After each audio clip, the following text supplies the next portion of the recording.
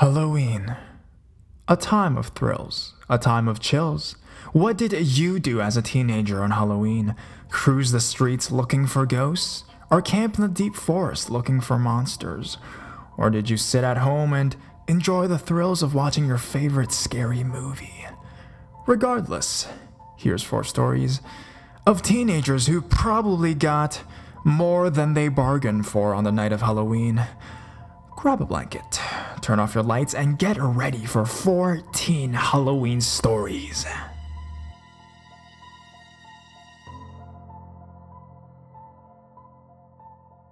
A good experience with the Ouija. So a little backstory before we go into the event. I had been dating my girlfriend at the time for a little under a year. She told me she was pagan, and even though I'm Christian, I was totally cool with it, since I don't judge people as long as I don't have to have their religion forced upon me. I'd been to a few little parties with her in her pagan club, and she was pretty cool. So I drove up to her apartment at school on Halloween. She and her roommate, who was also pagan, decided to hold a seance and talk to some ancestors of theirs with the use of the Ouija board. My ex had made her own board instead of using a regular planchette. They'd use shot glasses. I watched as they did some rituals beforehand, going to all 4 corners of the room to make a kind of barrier for us. I laid on the couch, and that's why they made sure to spread it to the entirety of the room to include me. As they began talking to the spirits, I slowly drifted off to sleep. What I remember from my dream involved Freddy Krueger, oddly enough. But that's not important to the main story, just an interesting side note. When I woke up, they were just finishing up with the board and asked if I wanted to contact anyone. I shrugged and said, sure, crawling over to the seat next to the coffee table. As I did a few things to get set up, I believe I lit a candle and then recited my grandfather's full name, then blew it out. Shortly after, they said it could begin, and then I asked a few things for an introduction. Then the girls told me to ask some safety questions that my grandfather and I knew to make sure we weren't dealing with a demon. The first question was something easy. Where did you work? The answer was Bethlehem Steel, and the shot glass started moving to spell out Steel. I was a little creeped out, but I figured that was an easy question, right? For my second question, I had asked, where did we go for walks when I would spend the night with you and Grandma? When I was little, I had gone for walks at a graveyard across the street from my grandparents' house. There was a long stretch of road with trees lined along it, finally leading to the graves. The glass started moving, spelling out Graveyard.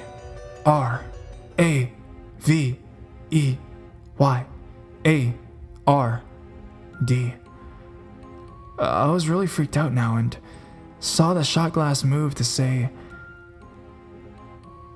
I love you, Kyle. Then the girls looked at me and asked if I wanted to continue. I told them I didn't know whether to break down in tears or freak out, so we stopped. We said goodbye and did a ritual to finish it all off. That was about 2 years ago. To this day, I don't really know if I had moved the shot glass myself subconsciously to say those things or if it was real, because I barely was touching the glass. And then I don't know if it really was my grandfather or a demon posing as him. I have wanted to go back and talk to him again, but I don't know the ritual, and after having hearing so many bad Ouija board stories, I'm not really interested in something going wrong.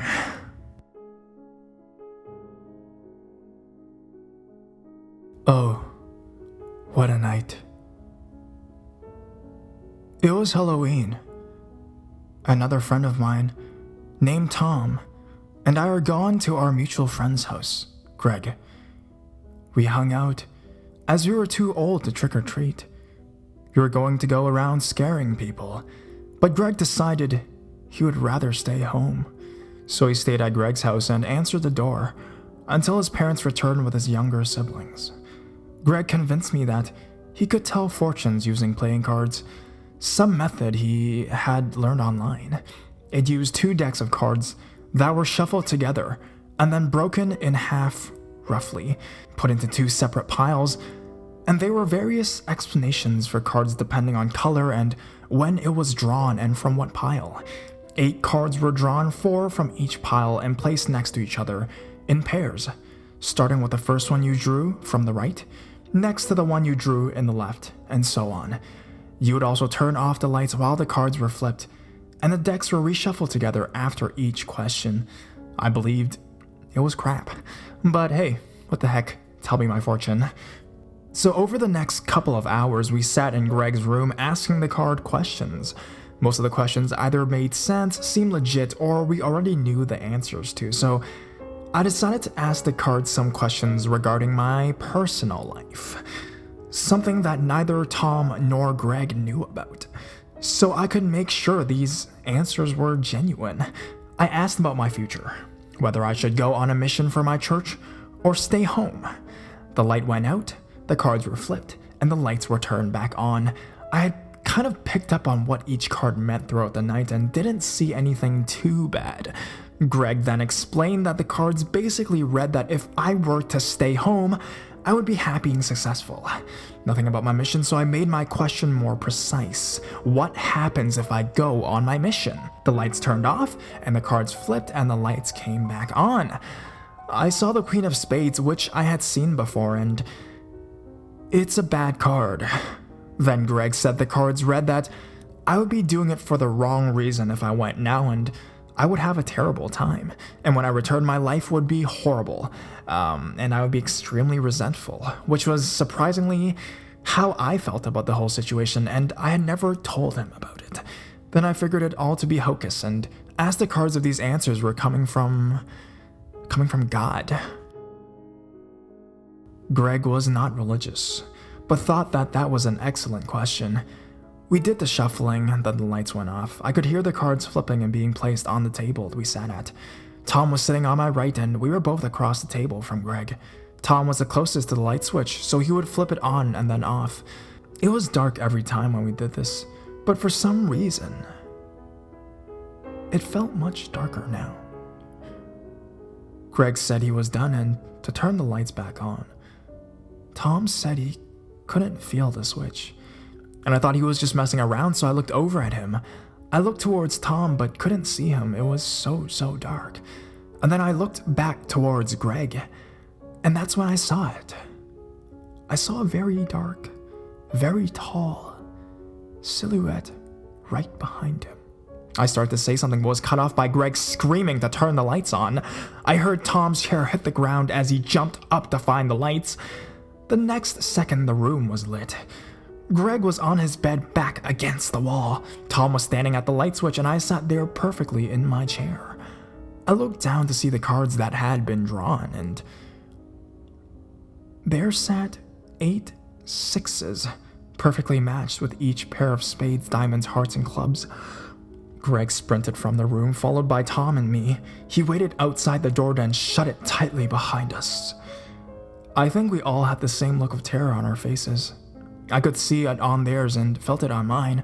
He then told me what happened.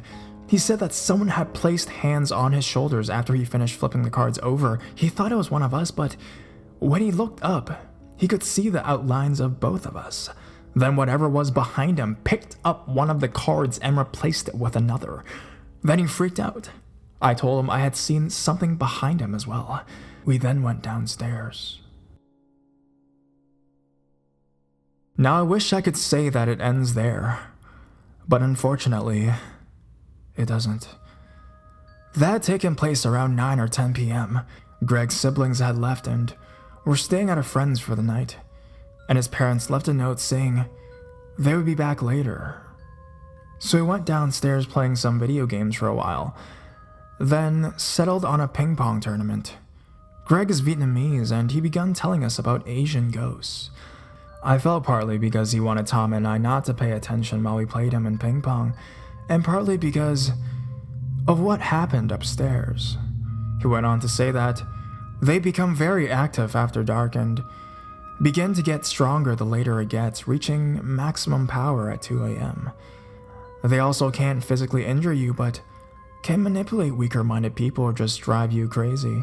to the point of suicide or homicide. It was almost midnight, so it made it that much more disturbing.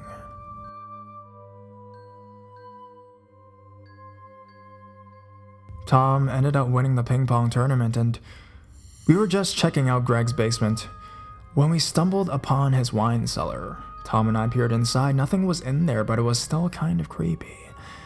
Greg then pulled me back and motioned that he was going to shove Tom in there to freak him out and for me to hold the door shut after. I thought it would be funny as well, and with what happened earlier, we just leave him there for like a second or two, so we enacted our quick plan, shoving Tom in and shutting the door. He pounded and said, "Open up, you idiots." We waited until he stopped pounding, then let go of the door. He didn't come out though. We said, "Tom, it's open," no response. Then I tried the door and it was locked. I looked at Greg, who said, "It locks from the inside, so Tom must have done it." We said, "All right, stay in there, loser." We sat down and began watching TV for about half an hour. Greg then got up to go to the restroom, and Tom was still in the wine cellar, but I really thought nothing of it. Sometimes Tom does stupid stuff like this for fun. He goes all out for the ultimate prank. Greg then returned and said, "Hey man, what's up?" I was on the floor and said, "Nothing much, just watching TV." He then said, "Not you," and I turned to see Tom at the end of the couch staring blankly at the TV. It was frightening. I hadn't heard him come out, and he hadn't said anything. He didn't even respond to Greg either. Greg was going upstairs to get something to drink, and I said I'd come, and because I was kind of hungry. We got upstairs, and he grabbed a can of pop. I started to cook some noodles. Greg went down the hall to his parents' room, came back, and said they're still gone. On a digital clock on the stove, it read 12:49. We sat up there while the noodles cooked and went back downstairs later. The TV was off and the lights were on. Tom was now sitting in the middle of the couch. As I went around towards the front, he still had the same blank stare. Greg sat next to him and turned the TV on and offered him a Mountain Dew. Tom didn't move to take it. He hadn't moved at all since we've seen him. Tom then slowly turned his head towards Greg, who said, "Sure, I'll drink it," and popped the top of the can. Suddenly, Tom jumped on him, knocking the can to the floor and began choking Greg. I thought Tom was being his normal dumb self and trying to be funny, but I could see Greg's eyes started to get bloodshot and realized he was really being choked. I jumped to my feet and tried to pull him off. This was no use though. I was far stronger than both of them and found that kind of weird. I then punched Tom in his side and he barely flinched, so I grabbed my arm around Tom and began choking him. Finally, he released Greg and threw me off of him. Greg ran down the hall into one of the playrooms with his siblings. I was right behind him, and walking behind us at a normal pace was Tom, still expressionless. We shut the door and sat behind it. The door had no lock, so the kids couldn't lock themselves in. Greg was coughing pretty hard and cursing out Tom. I then looked at him and said, whatever was controlling Tom wasn't Tom. Then the doorknob began to twist, and I grabbed it as strong as I could, but it twisted in my hands. Greg had got up and was looking around the room for something to use as a weapon. But there were only just toys. I forced my body against the door and with all my weight tried to keep it shut, but it slowly pushed open. It was pushed all the way open, and then I was behind it. I could see Greg had a jump rope in his hand as his only defense. Tom began walking towards him, and just as he passed the door, I tackled him, hitting him as hard as I could. Greg seized the moment and jumped on him as well. Greg tied his hands up with the rope as I struggled to keep him pinned. We then sat on top of Tom, keeping him restrained as best as we could for what seemed like hours. Then we heard movement upstairs and the fair sound of Greg's mom talking.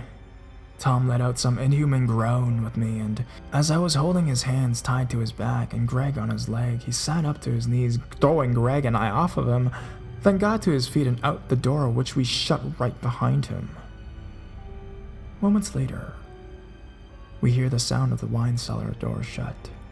We then ran out and stood by the cellar door. Tom then said, "Haha, very funny, open the door." I responded that we weren't holding it, and out he came. He called us douchebags and chuckled. Greg and I were in complete shock, and Tom saw we looked really uneasy. We explained everything, and Tom thought we were just messing with him again. He said he had only been there for a minute or two. He then looked at his phone, which was in his pocket, and it read 2:11 a.m. Tom freaked out and said that no way this is possible. I was only in there for a minute. The noodles and the Mountain Dew were on the floor, and the TV still on. The next morning, we found the jump rope inside the wine cellar still knotted up, and the cards upstairs in Greg's room were all flipped face down. Greg has since moved out of that house. We don't really keep in touch, but me and Tom are still great friends and hang out every week. We've told all our friends about this. Some believe it and some don't. But we know what happened. We know the truth, and that's all that matters.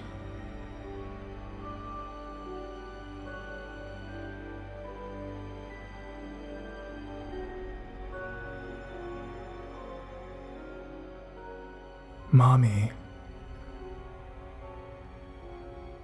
There's been quite a few things that's happened to me over in my life. But I'd have to go with the thin, gaunt man's face I saw in my mirror. A friend and I were working on her makeup. It was Halloween. She was turning me into a demon, and I was putting a bullet hole in her forehead. Since we work at a haunted house, and I look up into my vanity mirror to see this bony, grayish man's face staring us down. He was peeking around the door frame, so I told my friend to go shut the door. After that, there was a creepy feeling downstairs for quite a bit, but it went away. That being said, there was this other time. It was really creepy.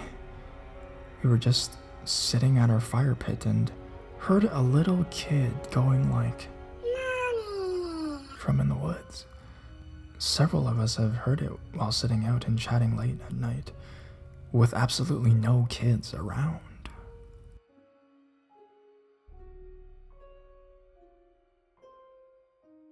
Run. It was close to Halloween, so my best friend and I decided we wanted to do something spooky. We ended up making our own Ouija board using a game board, a calendar, transparency sheets, and a shot glass. We lit a couple of candles and sat on this bedroom floor and started asking questions. We asked how it died, and it answered, Black Plague. We were planning on going to a nearby haunted forest that night with my boyfriend Angel. The board told us we would lose an angel in the moonlight. We asked what it meant by that, and it said, I mean what I say. So we were a little spooked out and went off into the kitchen for a bit. We came back and asked who we were talking to, and it replied with the same name. I want to say it said Egypt, but spelt a little differently. This time the communication style seemed very different. The first time we did it, the shot glass would just glide over the letters and pause on the last one in each word. But the second time, the shot glass would move towards the top of the board and use it as a sort of space bar. This was our indicator that we weren't talking with the same person. I forget what questions we asked, but what we both vividly remember is hearing a deep growling at least 3 times at different points during our session.